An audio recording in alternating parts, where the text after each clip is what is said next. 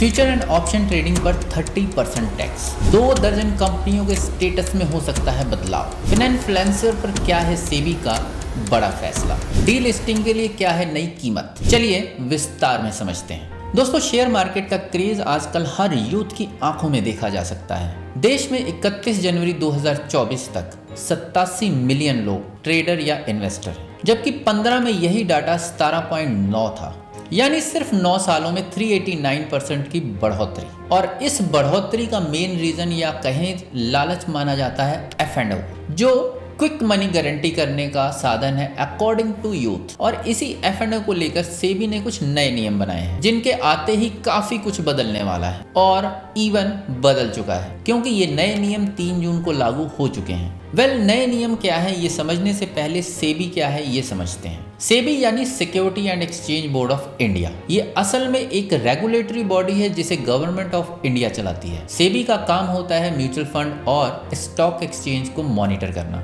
और जितने भी इन्वेस्टर हैं जो म्यूचुअल फंड, शेयर मार्केट या स्टॉक मार्केट में पैसा लगाते हैं, उनको प्रोटेक्ट करना, यानी किसी भी इन्वेस्टर के साथ कोई फ्रॉड ना हो, ये देख रेख सेबी करता है। और स्टॉक मार्केट या म्यूचुअल फंड के लिए जितने भी रेगुलेशंस आते हैं या बनाए जाते हैं वो सेबी लाता है, जैसा कि हाल ही में F&O को लेकर बनाया गया है। अब ये नियम आप समझे उससे पहले आपको F&O समझना होगा ताकि कोई कंफ्यूजन ना रहे। F&O यानी फ्यूचर एंड ऑप्शन।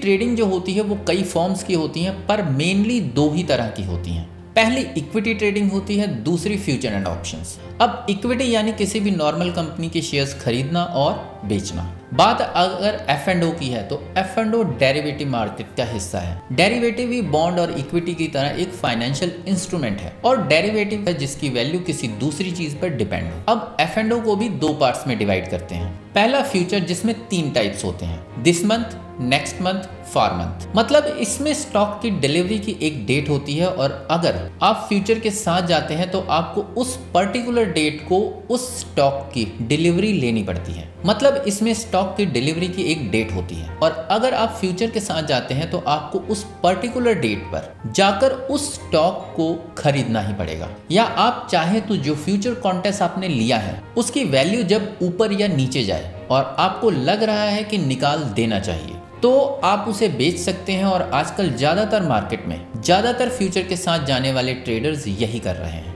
अगला है ऑप्शंस, जो असल में ऑप्शनल ही है। मतलब चॉइस आपकी है कि आपने खरीदना है या नहीं। एग्जाम्पल के लिए एक स्टॉक लीजिए जिसकी वैल्यू 2100 रुपए है। अब जिस कंपनी का ये स्टॉक है वो आपसे कुछ फिक्स परसेंटेज 10% 200 रुपए लेकर आपको ये ऑफर देगी कि जब इस स्टॉक की डिलीवरी होगी तब आपके पास ये ऑप्शन होगा कि आप खरीदेंगे या नहीं। और मान लीजिए कि 1 महीने के बाद स्टॉक की कीमत हो गई है 2500 रुपए और आपने तय किया था 2150 में खरीदने का, तो 200 पहले और 2150 टोटल 2350 में स्टॉक आपका। आप चाहे ले या ना ले।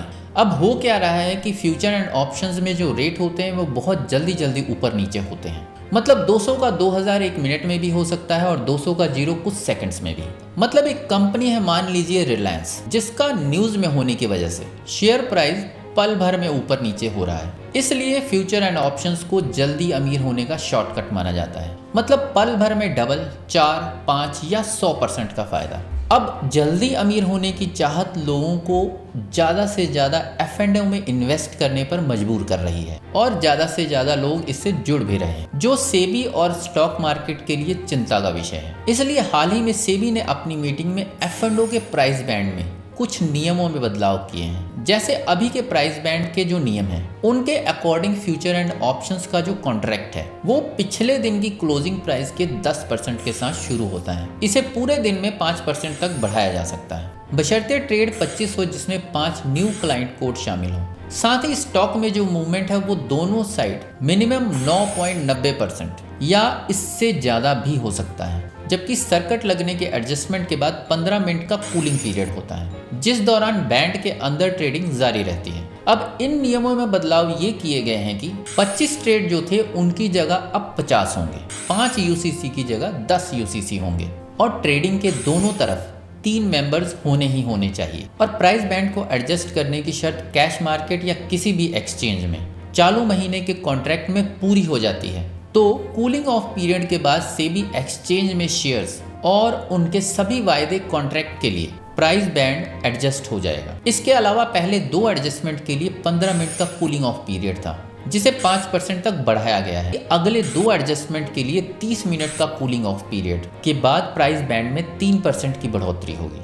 एडजस्टमेंट के लिए 60 मिनट के कूलिंग ऑफ पीरियड के बाद प्राइस बैंड में 2% की इंक्रीमेंट होगी। मतलब मान लीजिए कि पिछले दिन का जो क्लोजिंग प्राइस है वो 100 रुपए था, तो इसके अगले दिन 10% के हिसाब से लोअर बैंड 90 और अपर बैंड 110 रुपए होगा। और अगर शेयर में तेजी आती है तो अपर प्राइस बैंड 115 रुपए तक बढ़ाया जा सकता है, लेकिन लोअर बैंड भी बढ़कर 95 हो जाएगा। ऐसे में जो भी ऑर्डर्स 90 और 95 के बीच होंगे वो रद्द हो जाएंगे। और अगर प्राइस उसी दिन नीचे आता है और जो नया लोअर बैंड था 95 को हिट करता है, तब इसी को घटाकर 90 रुपए किया जाएगा।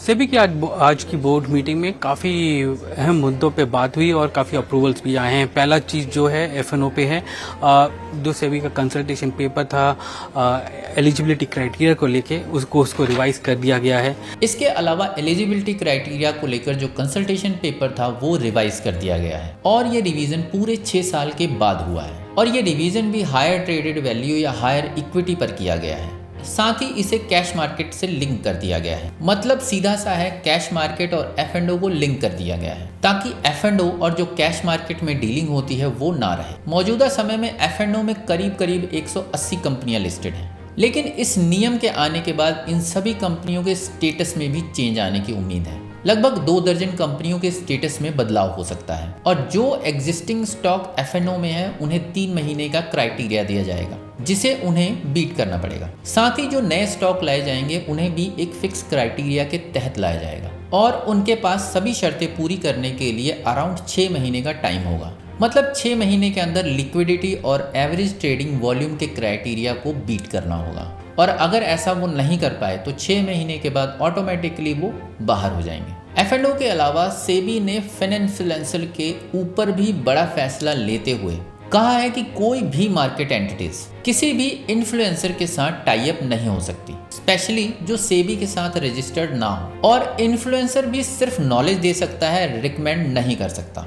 और मार्केट एंटिटी भी इसी तरह के इन्फ्लुएंसर के साथ टाई अप कर सकती है, वरना नहीं।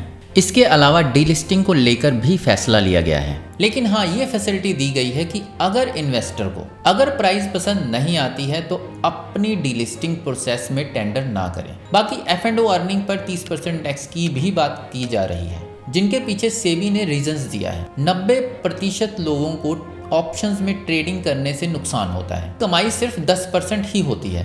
ओवरऑल जो ये फेरबदल है ये सेबी ने रिटेल इन्वेस्टर्स को प्रोटेक्ट और उनके रिस्क को कम करने के लिए किया है। सेबी के अकॉर्डिंग डेरिवेटिव मार्केट में पिछले 3 सालों में 500% तक इन्वेस्टमेंट बढ़ी है और इन्वेस्टर्स की संख्या ज़्यादातर 30 साल से कम है या इसके आसपास है और हर 10 में से 9 ने अपने पैसे गंवाए हैं। इस तरह इन्वेस्टर को अराउंड 1 लाख का नुकसान हुआ है। इसलिए सेबी अब फ्यूचर एंड ऑप्शंस में होने वाले ट्रेड की वैल्यू को ट्रेडर की नेटवर्थ या इनकम से लिंक करने जा रही है ताकि मॉनिटरिंग की जा सके और ट्रेडर की नेटवर्थ के हिसाब से ही ट्रेडिंग वॉल्यूम पर लिमिट लगाई जा सके। अब सवाल यह है कि इस सब से होगा क्या? तो होता क्या है कि फ्यूचर एंड ऑप्शंस में ट्रेडिंग से मोटा मुनाफा तो होता ही है, पर नुकसान भी तगड़ा होता है। कई बार तो ऐसा होता है कि तगड़े नुकसान से ट्रेडर की अब तक की सारी कमाई डूब जाती है। उसने जो कमाया था, वो जो लगाया था, वो सब डूब जाता है। ऐसे में नए नियम उन्हें रिलीफ दे सकते हैं क्योंकि इसमें ब्रोकर द्वारा बताई गई नेटवर्थ के हिसाब से ट्रेडर के वॉल्यूम में लिमिट लग जाएगी। तो उस प्राइस पर अगर इन्वेस्टर चाहे तो डीलिस्ट कर सकता है। ऐसे में ट्रेडर को जो नुकसान होता था उस पर भी लिमिट लग जाएगा। सिंपल वे में समझा जाए तो ट्रेडर की जो नेटवर्थ है, इनकम है, उसकी जानकारी मार्केट को देने की जो रिस्पॉन्सिबिलिटी है वो ब्रोकर की हो जाएगी।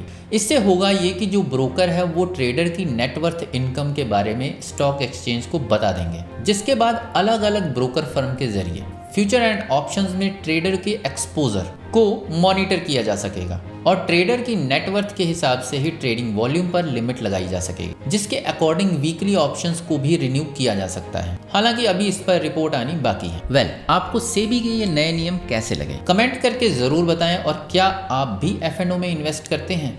मिलता हूँ अगली वीडियो में नए अपडेट के साथ, तब तक के लिए नमस्कार।